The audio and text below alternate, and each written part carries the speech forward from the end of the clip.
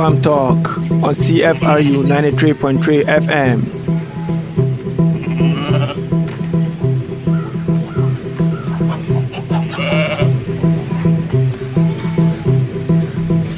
Welcome to another edition of Food Farm Talk, where we celebrate food and honor those who champion the cause of food in society.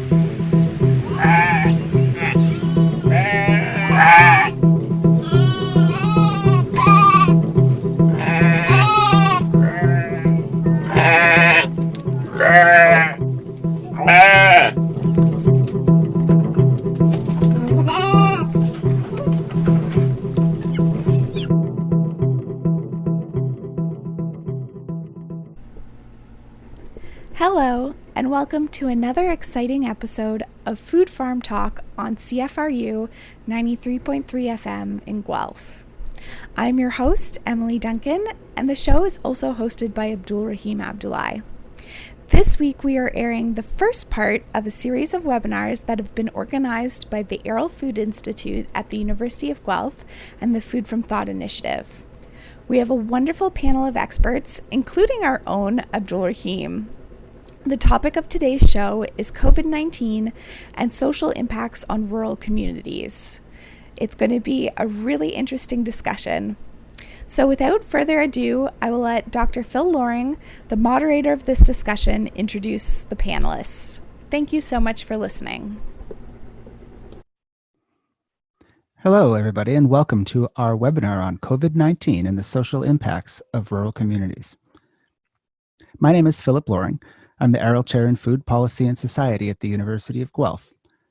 And I'm joined today by a number of really fantastic panelists that I'm going to introduce just now. First, there's Abdul-Raheem Abdulai. He's an Arrell Scholar and PhD candidate in the Department of Geography. Next, we have Dr. Ryan Gibson, who's an Associate Professor and the Libro Professor in Regional Economic Development.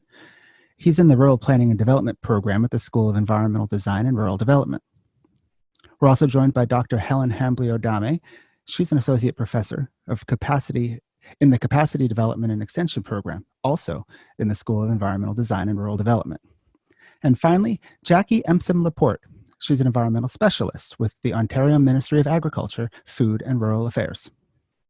Now, to get us started, I know we're all watching or participating in this from different parts in our homes in different parts of the world, but I'd like to acknowledge that the University of Guelph resides in the ancestral and treaty lands of several Indigenous peoples, including the Attawandaron people and the Mississauga of the Credit. And we recognize and honor our Anishinaabe, Haudenosaunee, and Métis neighbors.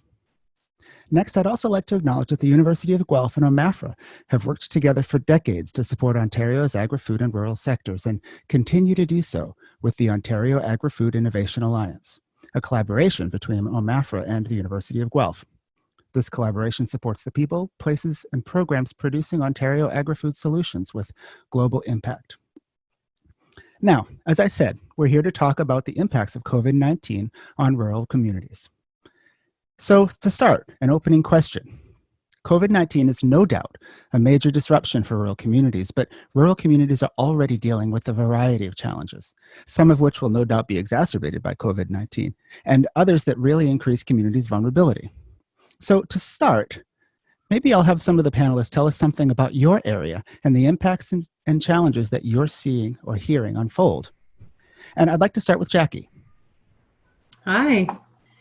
So I'm Jacqui, and I work in a field office of OMAFRA, and so I work out of the Clinton office.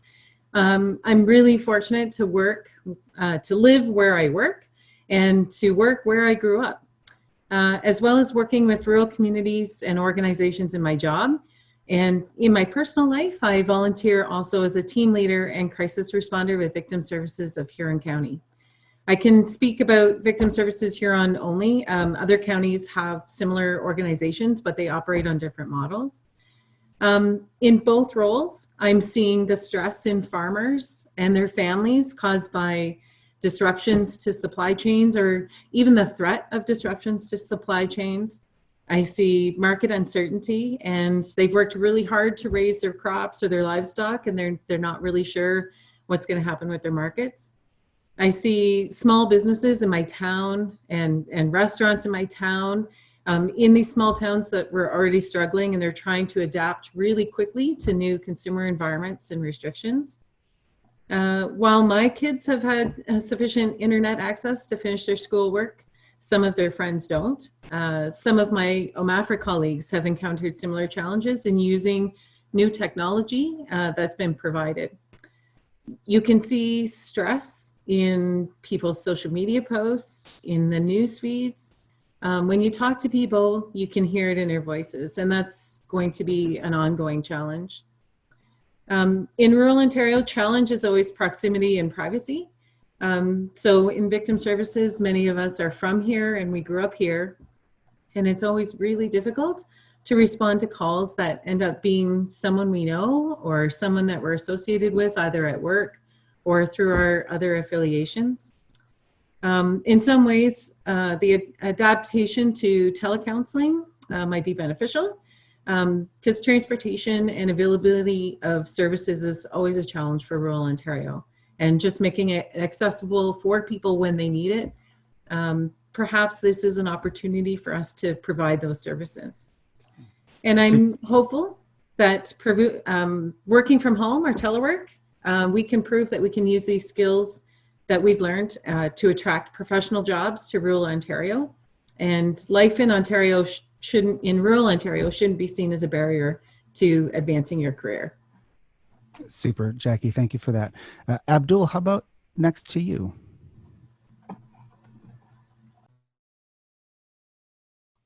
And you're muted, Abdul. Okay, thank you very much for actually inviting me to participate in this webinar. I'm really happy to contribute my thoughts to this unprecedented times in our lives. As we mentioned earlier, I'm a PhD student candidate at the Department of Geography, Environment, and Geomatics. But part of the work I do is actually trying to build the capacity of rural communities, mostly through my interest in food and agricultural development. So I mostly ask questions around building the capacity of agriculture through labor development and technological advancement in agriculture. So since the start of the COVID-19, I've seen mostly two main issues that are intersects with the work I do that are unfolding in our rural communities. As we all know, we've had a lot of issues around labor, agricultural labor, at the start of the COVID-19 pandemic. Because we realized that the pandemic actually started at a time when farmers were actually beginning to go into the fields, which meant that, as usual, farmers will need their temporary foreign workers who come in, about 60,000 of them each year. So they did ask for exceptions.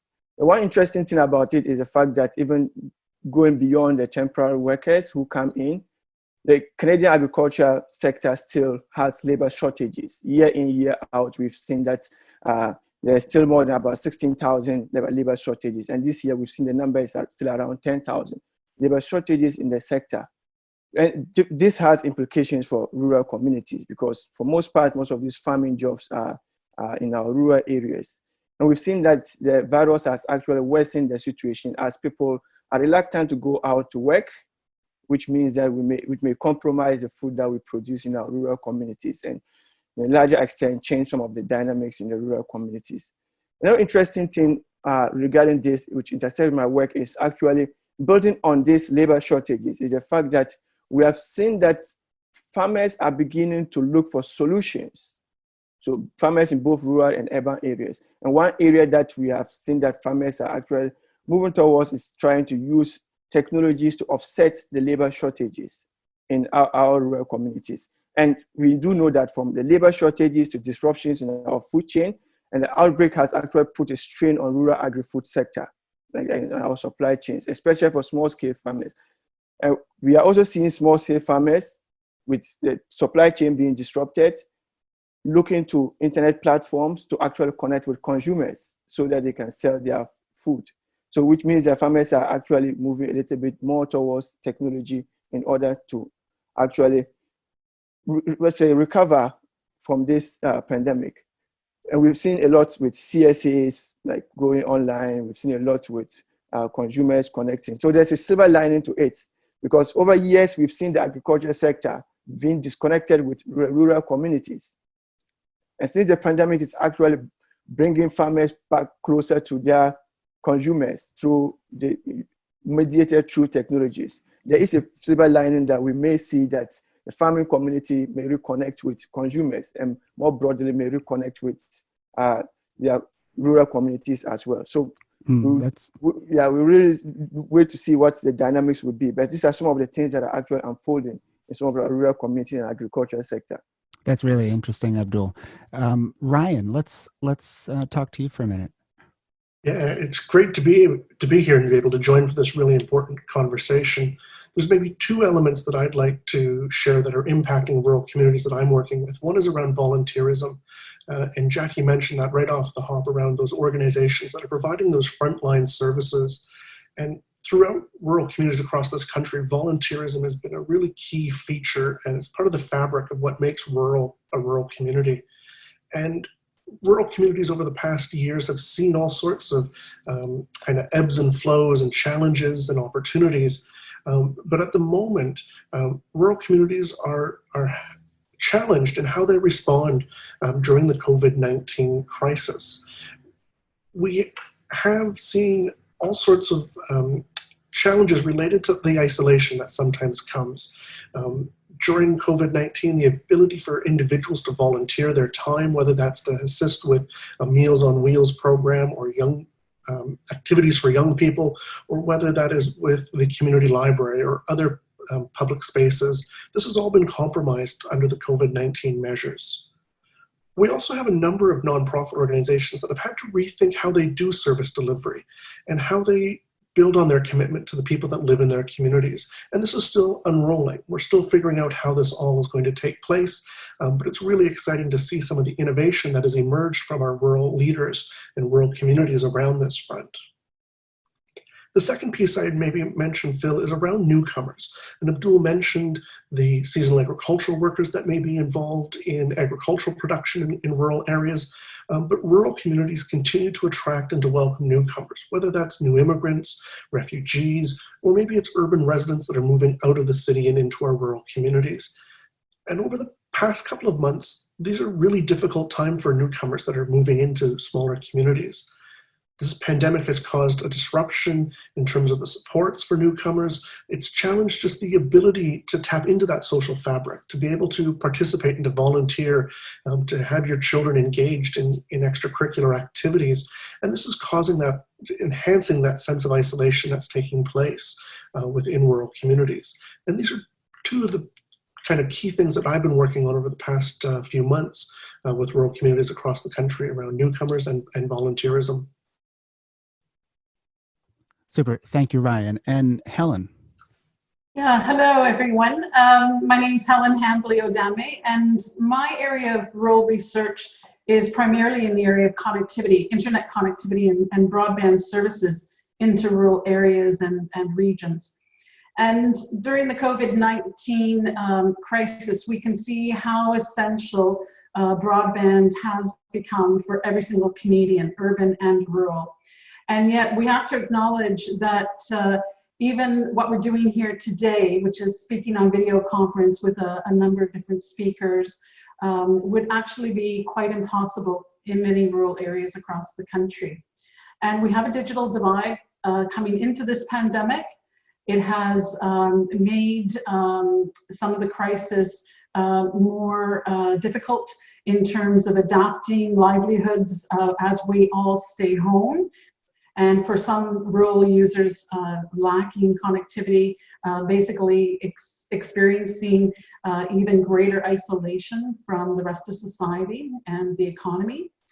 And we also can see during this COVID-19 crisis very clearly that the internet and broadband is the way forward. So it's also the way to overcome the disruption that we've experienced, overcome the obstacles of this disruption that we see with the pandemic, and embrace some of the opportunities that come along with improved connectivity. Literally overnight, Canadians had to stay at home. Companies had to go online. People lost their jobs or were laid off, had to go online, file for benefits. Kids were at home, had to start learning online. telehealth services for those not infected with COVID-19 had to go online, including mental health services. We can see how essential connectivity is in this pandemic, and we have to make it a priority to come out of it. Thank you for that, Helen. And that's actually a really great segue that you raised this sort of flip side that internet is simultaneously a challenge, a resource challenge, but it's also a solution. And I'd like to dig into that question of the resources, whatever resources means to you in your particular area, the resources that folks in rural communities have or need to have in order to effectively respond and move sort of forward out of this pandemic. And Ryan, maybe I'll start with you, because you also mentioned in your response innovation, and I think there's a relationship there. Yeah, absolutely. I think it's maybe useful to take one step back and just to think for a second that there are over 6 million Canadians that live in a rural community from coast to coast to coast. And here, just in the province of Ontario, rural is home to about 1.4 million residents, which would be about the 5th largest province if rural Ontario was a province unto itself in this country.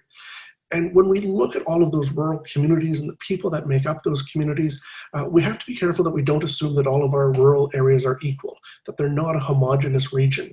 We have different experiences, different capacities, and different resources that are available to each of those communities, whether you're in Tumbler Ridge in northern British Columbia, or Blanc-Sablon, Quebec, or here in Jarvis, Ontario. So we need to start thinking about why our responses to COVID-19 need to look different in different places.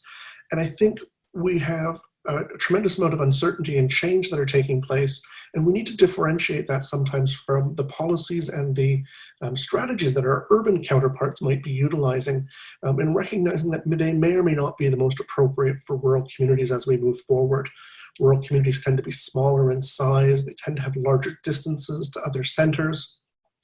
And we also see that over years of regionalization efforts, a lot of services have moved out of our smaller communities. And this compromises our ability to access things from time to time. But at the same time, there's a tremendous amount of assets, skills, and resources that are contained within the people that live in rural communities. And I think COVID-19 is a really interesting opportunity to start thinking about those innovative strategies. We've got really cool initiatives that are linking local food producers to consumers in new ways that we've not done in the past. We see rural residents building activities and strategies around enhancing social development, providing opportunities for young people to continue to learn in a new way that often embraces the internet connectivities when those communities have it. And so at the end of the day, for me, I think one of the really important things that we have to think about as we move forward is around how to build place-based strategies. How do we build on the assets that are currently within our communities, within the people that live there? And how do we use those assets to meet what are local priorities, what people want to achieve? And I think during this pandemic, we've started to change our notion of what is a priority and where we rank some of our priorities. And I think this is an exciting topic now that we're just starting to embrace and starting to figure out how to move forward with. And I suspect my colleagues will have some commentary on that as well. Mm-hmm. Super. And yeah, there's different problems and therefore different solutions in different places. And it has me wondering, underneath a lot of what you guys were already talking about is rural broadband. And I wonder, Helen, normally I would be the first person to say there is no one size fits all solution to any problem, but is to some extent perhaps improving and equalizing rural connectivity. Is that a start? Is that a one size fits all? Obviously acknowledging that the challenges are different even for that from place to place. To some extent, I'd agree, Phil, that it is a ubiquitous strategy. It's needed everywhere. It's not just a basic service objective here in Canada for all Canadians. So the statement is not just for those who live in urban areas, it's for all Canadians. But the strategies of how to get there and what's actually built and how it's going to be used are going to be very regionalized. And that's also going to create an economy of scope and scale in a rural area that makes that kind of investment in broadband infrastructure affordable for both private sector and public sector investors. So the strategies are going to be grassroots and tailor-made for the local context, ideally, but not necessarily on a single community level. That could be very expensive. So collaboration as a region tends to be the way that broadband networks and next generation connectivity is being developed. It's also very important to make efficient uses of resources in this area. While laying fiber cable is infinitely less expensive than building a highway or a bridge, it's still quite expensive. And we have to use resources wisely. Even at the household level, our data shows how crucial connectivity is to saving Canadians money in rural areas as well as in urban areas. Surprisingly, there's about 60% of households in rural areas who run a home-based business that could be very micro to being a small or medium-sized business from home, from the farm or from the residence. And these types of economic activities are quite crucial for the livelihood of rural people, and they're often not recognized. We don't collect data about them necessarily very well. We don't understand their needs, and we don't necessarily appreciate how seasonal some of these home-based businesses are as well. So let's look at the future going forward as one of opportunity through improved connectivity and getting services online for those who are isolated because they're on the wrong side of the digital gap. Thank you, Helen. Jacqui, you know, we talk a lot during all of this about isolation and you know, recognizing that even Zoom, things like Zoom can only do so much in terms of addressing isolation, and that isolation, whether it's from resources, whether it's from services, whether it's from each other. Do you have any thoughts on what it will really take to sort of solve some of these? What resources are needed to solve some of these challenges? I'd like to touch on some things that Ryan pointed out as well. So Victim Services has a staff of 3, and we have about 50 volunteers that normally respond in person to provide our short-term support. Our volunteers cover 365 days a year, 24 hours a day, and that takes a huge volunteer base. When our volunteer base is undergoing stress at the scale that COVID is pushing on our communities, that really starts to destabilize our establishments. And so it's really important for us to recognize the signs of stress within our own volunteer base and our staff as well. We haven't sent out volunteers since the first COVID travel restrictions were put in place, but that increased the burden on staff that were normally trying to do their own jobs, trying to manage their own families at home, and then they're doing also the roles that the volunteers used to play. We've since hired a few temporary staff to manage crisis lines and to respond to some of the calls, but we've also had to narrow the scope of the calls that we normally respond to. So we're really focusing on incidents involving domestic violence and fatalities, and those are the ones that are have the most potential to cause a ripple effect in our communities. We're trying to follow the recommendations for PPE as best we can, but at the same time, we're trying to keep ourselves healthy, our families healthy, and watch for signs of trauma within our own volunteers. One thing I'd like to point out with this move to online, it's really hard to reach out for help when you're stuck in your home in the same conditions that are causing the crisis. So if there's a challenge with addiction or domestic violence or mental health, people are not only isolated by distance in rural Ontario, but they're isolated because of the travel restrictions. And people are working at home, they're doing school at home, and the levels of stress are just going up.